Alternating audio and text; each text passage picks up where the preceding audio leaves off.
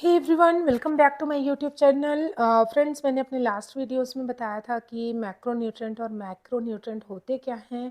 Macro वो होते हैं जिनको हमें ज़्यादा अमाउंट में ज़रूरी होते हैं हमारी बॉडी के लिए, जैसे कि carbohydrate, protein and fat. Micro जो कि मिलीग्राम और माइक्रोग्राम में ही सफिशिएंट होते हैं।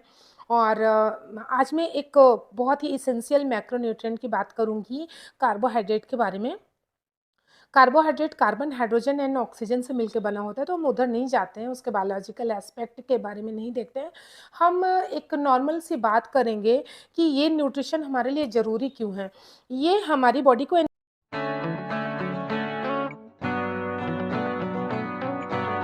एनर्जी देता है। हमारी बॉडी में बहुत सारे ऑर्गन्स जो हैं, इंटरनल ऑर्गन्स, उनको वो हमेशा फंक्शन करते रहते हैं और उनके फंक्शन के लिए एनर्जी चाहिए होती है।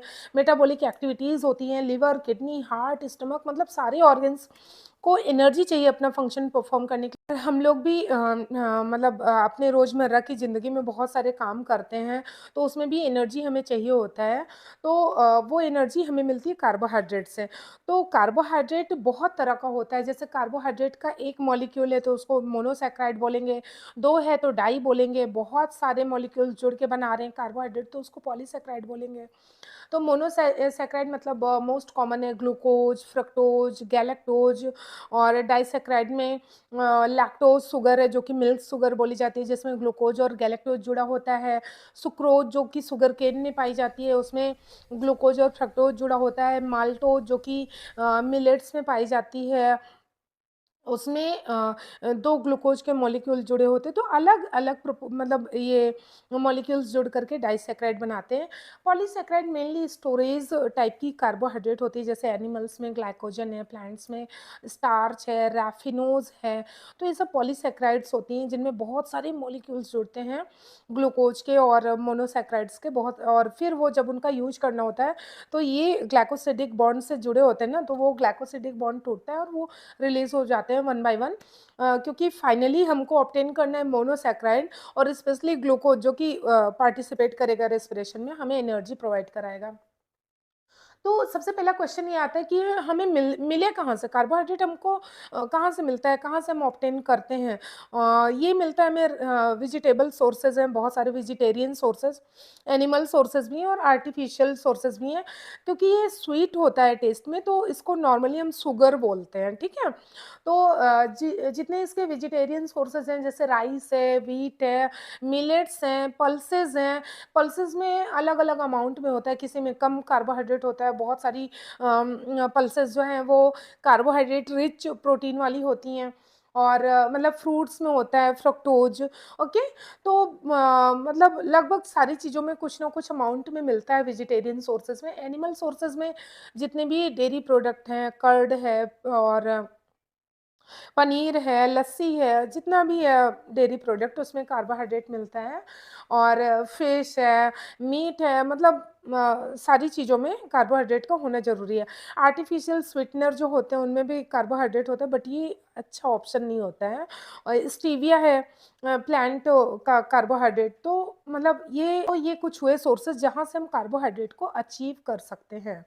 फ्रेंड्स, कार्बोहाइड्रेट के फंक्शन के बारे में जानते हैं। तो कार्बोहाइड्रेट का मेन फंक्शन होता है हमारी बॉडी को एनर्जी प्रोवाइड करना, क्योंकि ये रेस्पिरेशन में पार्टिसिपेट करेगा और वहाँ से हमें एटीपी मिलेगी। एटीपी को बोला जाता है एनर्जी कॉइन। और जैसे जैसे वो कोई भी काम होता है, फंक्शन होता है सेल्यूलर लेवल पे या ऑर्गन लेवल पे, तो एटीपी टूटता है और हमें एनर्जी देता है। ठीक है, नेक्स्ट है इसका एंटी कीटोजेनिक इफेक्ट होता है। क्योंकि जब हम ज़्यादा प्रोटीन कंज्यूम करते हैं ना, या कार्बोहाइड्रेट लेस फूड कंज्यूम करते हैं, तो लेथार्जिक हो जाना, वॉमिटिंग होना, या फिर चक्कर आना, या फिर मतलब बहुत सारे जो सिम्पटम्स दिखते हैं कीटोजेनिक इफेक्ट वाले, उनको ये कम करता है। तो जो कीटो डाइट पे होते हैं तो उनको वो सारे लक्षण दिखते हैं, तो इसलिए ज़्यादातर हमें कोशिश करनी चाहिए कि हमारी डाइट एक बैलेंस डाइट हो, ठीक है?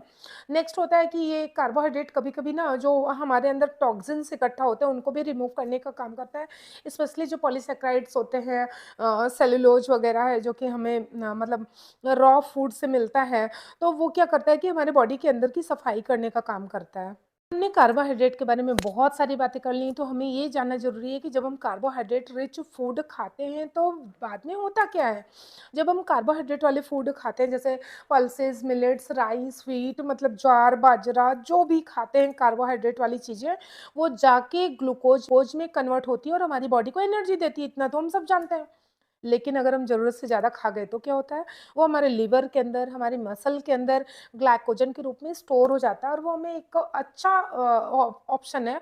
जब हम फास्टिंग करते हैं या फिर डिप्राइव रहते हैं कार्बोहाइड्रेट से, तो वो टूटता है ग्लाइकोजिनोलिसिस के थ्रू और हमें एनर्जी देता है। लेकिन उसके बाद भी और भी ज़्यादा कार्बोहाइड्रेट खा लिए तो बहुत लोगों को बहुत सारी चीज़ें पसंद होती हैं, मतलब शुगर, स्वीट चीज़ें, मतलब वो एकदम प्रेमी होते हैं मिठाइयों के, तो उनके में क्या होता है कि जब ग्लाइकोजन बनने से भी ज़्यादा हो जाता है, तो ये फैट के रूप में कन्वर्ट होकर के स्टोर रहता है, ठीक है? तो ये फैट जब ज़्यादा हो जाती है ना, तो हमारे ये जो डबल चिन, वो चिक्स जो होते हैं और ये मतलब जो पकड़ में आती है फैट हमारे थाइज़ में, हमारे हिप्स में, तो स्टमक में, तो ये सारी मतलब जो हमारा ओबेसिटी वाला जितना भी सिम्पटम है ना, वो जनरेट करता है, ठीक है? तो कभी भी फैट खाने से फैट नहीं होता है, कार्बोहाइड्रेट ज़्यादा लेने से, स्वीट ज़्यादा खाने से फैट चढ़ता है हमारी बॉडी पे, ठीक है? ये चीज़ को आप ध्यान में रखिएगा।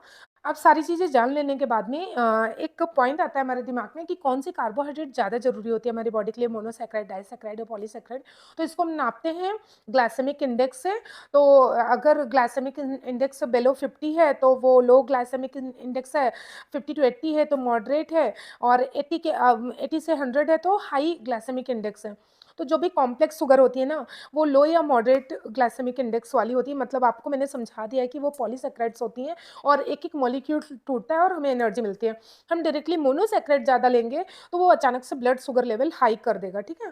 तो मतलब ब्लड शुगर लेवल हाई होने से हमारे अंदर जो बीमारी होती है डायबिटीज़ की, उसका मैं एक अलग टॉपिक बनाऊँगी, अलग से बात करूँगी। तो हमें कोशिश करनी चाहिए कि लो ग्लाइसेमिक इंडेक्स वाले फूड खाएँ, जो कॉम्प्लेक्स शुगर होती हैं, वो हमारी बॉडी के लिए बहुत ही ज़्यादा बेनिफिशियल होती हैं। हम अगर थोड़ा-थोड़ा चीज़ों को ध्यान में रखें, तो हम एक बहुत अच्छी लाइफ़स्टाइल अपना बना सकते हैं, जी सकते हैं और सबसे मेन होता है कि अच्छे खाने के साथ-साथ में ना अच्छा माइंडसेट बहुत ज़्यादा ज़रूरी है। मैं बार-बार बात करती हूँ माइंडसेट के बारे में, पॉज़िटिव माइंडसेट के बारे में। तो उसके लिए ज़रूरी है कि आप थोड़ा-सा अफ़र्मेशन करिए, मेडिटेशन करिए, नेगेटिव लोगों से दूर रहिए, 2-4 फ्रेंड्स बनाइए, अपनी मर्ज़ी की चीज़ें करिए, जो आप करना चाहते हैं लाइफ़ में वो करिए, नई-नई चीज़ें हमेशा सीखते रहिए। जैसे अभी मैं आपको बता दूँ मैं बायोलॉजी से एमएससी हूँ, साइटोजेनेटिक्स से फिर मैंने एमफिल किया, फिर मैंने पीएचडी में एनरोलमेंट हुआ मेरा, फिर मतलब पढ़ाई की फ़ील्ड में थी, उसके बाद शादी हुई। सारी चीज़ें रुक गईं, तो मैंने एक कोचिंग खोली। मैं कोचिंग रन करती हूँ और मुझे वो बहुत ज़्यादा सैटिस्फैक्शन देता है। मतलब मैं आपको बता दूँ कि वो मेरा एनर्जी बूस्टर है, ठीक है? और दूसरी चीज़ जब और भी टाइम बच रहा था थोड़ा-सा तो मैंने न्यूट्रिशनिस्ट का कोर्स जॉइन कर लिया।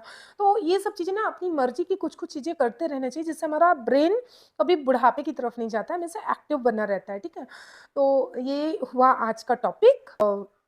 आई होप कि ये आपको पसंद आया होगा और ऐसे ही बहुत ही इंटरेस्टिंग और अमेजिंग टॉपिक्स लेके मैं आऊँगी क्योंकि मैंने जो सीखा है, जो पढ़ा है अपने न्यूट्रिशनिस्ट के कोर्स में, मैं आपको एकदम फ्री ऑफ कॉस्ट प्रोवाइड करवाऊँगी, ठीक है? तो बस मेरे साथ में बने रहिएगा और अगर वीडियोज़ आपको पसंद आती हैं तो अपने नियर एंड डियर में आप शेयर भी कर सकते हैं और प्लीज़ मेरा सपोर्ट बना के रखिएगा।